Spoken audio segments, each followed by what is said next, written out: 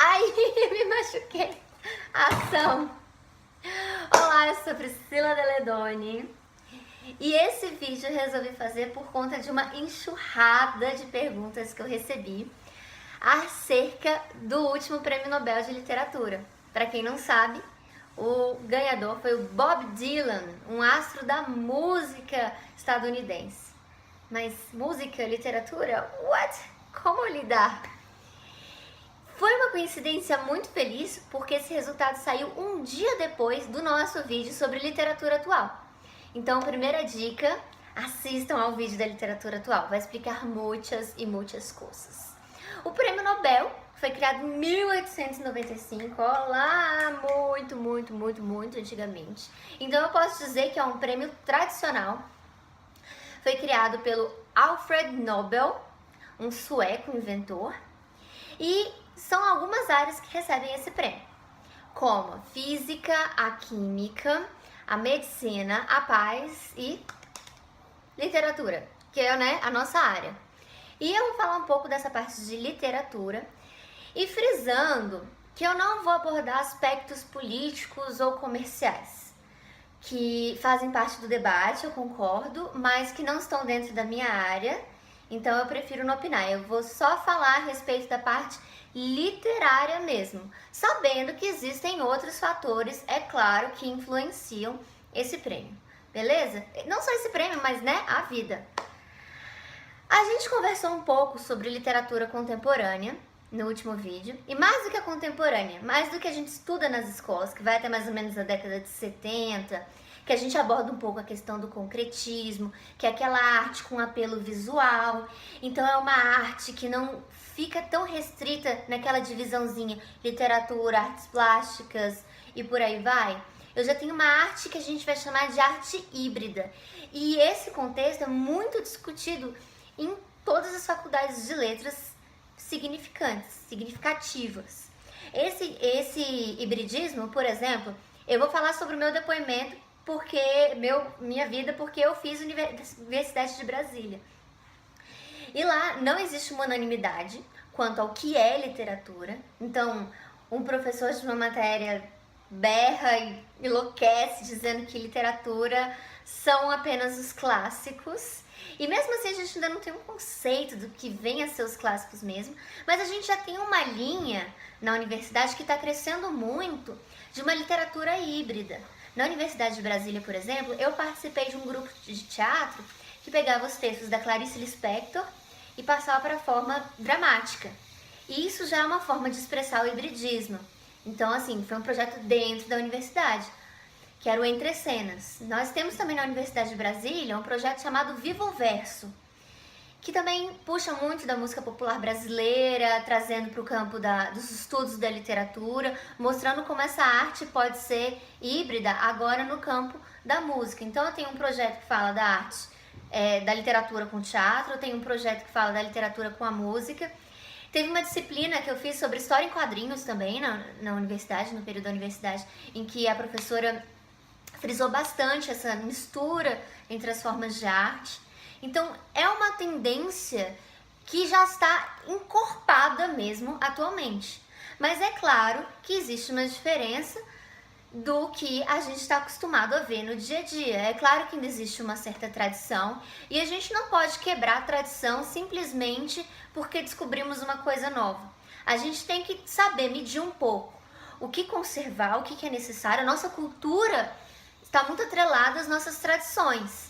Então, até o nosso comportamento é atrelado a isso. Então, a gente não pode simplesmente quebrar todos os paradigmas e começar uma nova forma de arte. Isso já é estudado e a gente sabe que é perigoso. Mas, ao mesmo tempo, a gente também não pode se focar numa arte muito igual a 1800. A gente tem que começar a variar. Por exemplo, na época do modernismo, eu não sei se vocês sabem, mas quando houve a Semana de Arte Moderna, ela foi super criticada, extremamente criticada. As pessoas não gostaram mesmo da Semana de Arte Moderna, justamente porque era uma opção diferente de arte. E até hoje existem pessoas que são contrárias a essa arte que começou na arte moderna e vem a arte contemporânea.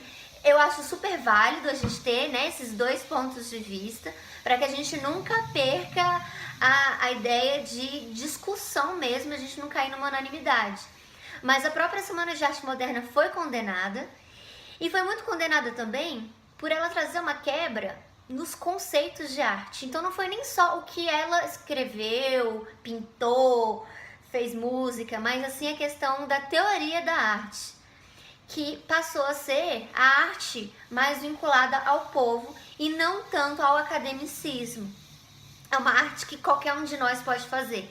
Então, quando Oswald de Andrade escreve o poema Amor, cujo texto é humor apenas, e a gente para e olha e fala assim, meu Deus, eu podia ter escrito isso, como assim?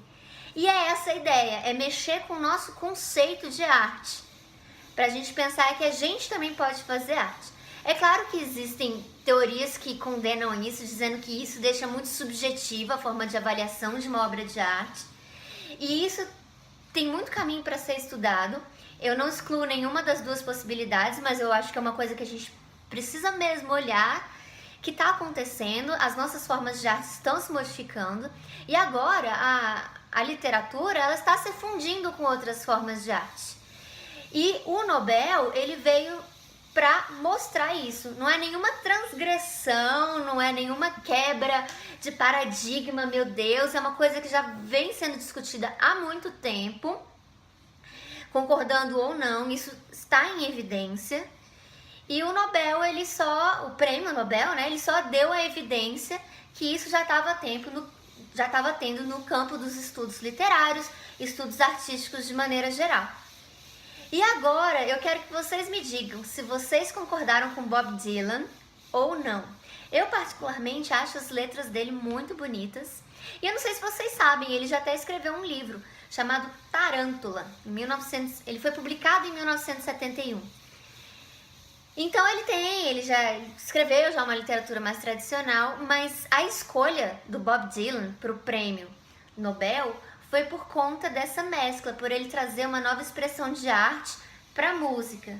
É o que a gente fala da poesia. O que significa poesia? Poesia tanto pode ser um sinônimo de poema, como pode ser alguma coisa subjetiva. Então, quando eu trago poesia em alguma coisa, eu dou uma certa subjetividade a essa coisa. Então, se eu trago poesia, por exemplo, para um vídeo sobre literatura, talvez eu esteja criando uma forma de arte dentro desse vídeo.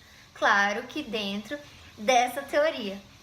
Mas então é um bom momento para a gente começar a discutir e formar as nossas opiniões a respeito do que é arte, o que é literatura, o que eu posso transgredir e o que pode ser prejudicial para a nossa cultura ao transgredirmos. Beleza?